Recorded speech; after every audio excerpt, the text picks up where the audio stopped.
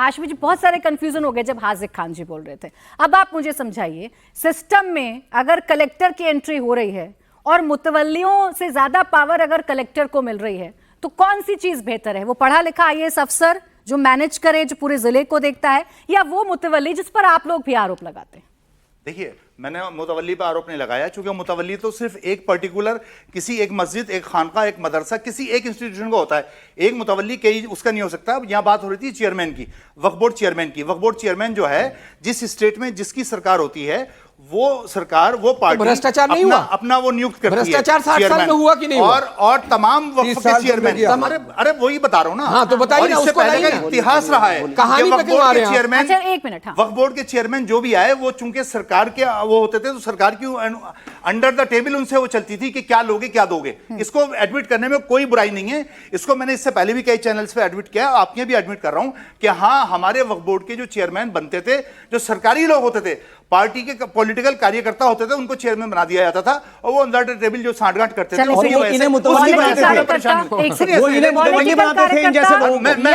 इनके खानदान में भी कोई मुतवल्ली जरूर रहा होगा। नहीं, कलेक्टर, पॉलिटिकल कार्यकर्ता या कलेक्टर? देखिए, कलेक्टर की जो आप बात कर रही थी कि कलेक्टर के बारे में मैं जरा सा मैं इसलिए बताना चाहूंगा, मुझे इसलिए कह रहा हूं, ये गलत इंटरप्रिटेशन कर रहे हैं। बीच में नहीं ना, प्लीज। आ रही हूं, आप ही के पास आ रही हूं, खुलकर बोलिएगा। आपने बिल्कुल ठीक कहा कि सरकार 5 साल के लिए होती है और कलेक्टर ज्यादा टाइम के लिए होता है। लेकिन जिस 5 साल में सरकार है, उस 5 साल में वो कलेक्टर जो काम कर रहा है, वो उसमें माने। अभी तो देखिए, बिल अभी लागू भी, अभी बिल लागू भी नहीं हुआ था, बिल लागू भी नहीं होता, लेकिन उसके बावजूद आपने फिर कंफ्यूज किया। चेयरमैन को सरकार चुनती है, कलेक्टर भी सरकार की ही चुनेगा, फिर दिक्कत कहां है? कलेक्टर अपनी मेहनत से आता है, पढ़ लिख के सरकार कर रही है, पहले भी करती थी, अब भी कर रही है। प्राची, मैं वही तो आपको बता रहा हूं। अभी कानून लागू नहीं हुआ था पूरी तरह। अभी प्रेसिडेंट ने सिग्नेचर भी नहीं किए थे, लेकिन सोशल मीडिया पे जाके देख लीजिए आप, पता नहीं कितनी जगहों पे, कितने मदरसों में, कितनी मस्जिदों में लोग पुलिस लेके, कलेक्टर, डीएम आके पुलिस लेके पहुंच गए। देश चलता है, नहीं, सोशल मीडिया से देश चलता है। मैं आपको बता दूं, मैं आपको प्रूफ दूंगा ना। उनको ढाया जा रहा है, बताइए कहां पर, मस्जिदों को सील किया गया।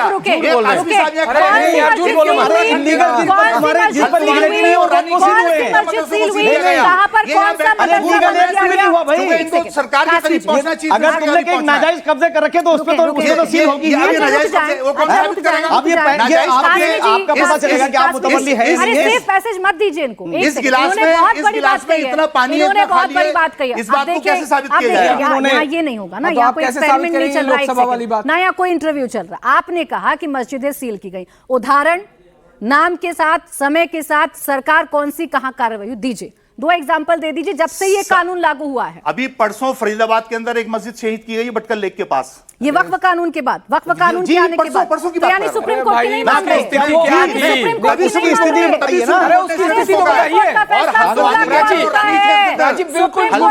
रानीखेत के अंदर दर्जनों मस्जिदें सील की गई हैं। उत्तराखंड की बात कर रहे हैं। अब आप सुनिए, प्लीज एक सेकंड, आपने पूछा, मैं बता रहा हूँ। अरे तो मेरे बात तो सुन लीजिए। डिटेल के टाइम लगेगा मुझे निकालने में। टाइम लगेगा, झूठ बोलने में टाइम कहाँ लगता है? 16 तारीख को सुप्रीम कोर्ट का फैसला आया, आप कह रहे हैं कि सुप्रीम कोर्ट को नहीं मान रहे हैं। 16 से पहले ये काम हो गया। अभी परसों की बात कर रहे थे। मैं आपको वही तो बताना चाह रहा हूँ। अभी परसों की बात कर रहे थे। मैं प्राची यही तो बता रहा हूं कि जैसे ही पार्लियामेंट के अंदर पास हुआ है राज्यसभा में, अभी प्रेसिडेंट ने सिग्नेचर भी नहीं किया और कार्रवाई शुरू हो गई। नहीं, ये बिल्कुल ये कार्रवाई सारे केसेस अलग हैं।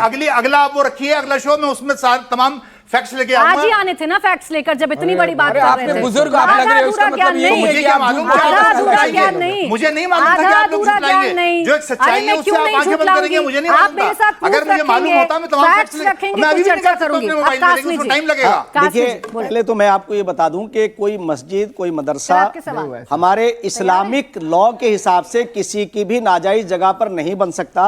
खुद हजरत मोहम्मद सल्लल्लाहु अलैहि वसल्लम का ये इरशाद है, अगर मुसलमानों को ये इस्लाम पर आदत की तरह अरे हाशमी रुक जा यार, भैया रुक जा, अगर कर रहे हैं आप अभी बात पूरी करने दो। अच्छा, आपको बोलने नहीं दूंगा, फिर मैं भी यहाँ पे मुसलमानों को स्वागत करना चाहते हैं। आप जैसे मुसलमानों को थैंक यू करते हैं। जरा रोकिए, आपके बीच में आपके बीच में नहीं बोले तो इसका मतलब ये है कि आपको शराफत और तहजीब आती नहीं है। गलत बात बोलेंगे तो उसको मैं बीच में भी टोकूंगा। मैं गलत बात बोली नहीं सकता। आप गलत बात बोलेंगे मैं आपको नहीं बोलने दूंगा। हाशमी जी आप कौन है कि यहाँ पर भी आकर आप मनमानी करेंगे मेरे शो यहाँ पे धमकाएंगे आप मेरे नहीं धमकाएंगे आप मेरे मेहमान को। ये मैं तय करूंगी मेरा कितना मेहमान कौन कितना बोलेगा, यहाँ मनमानी नहीं चलेगी।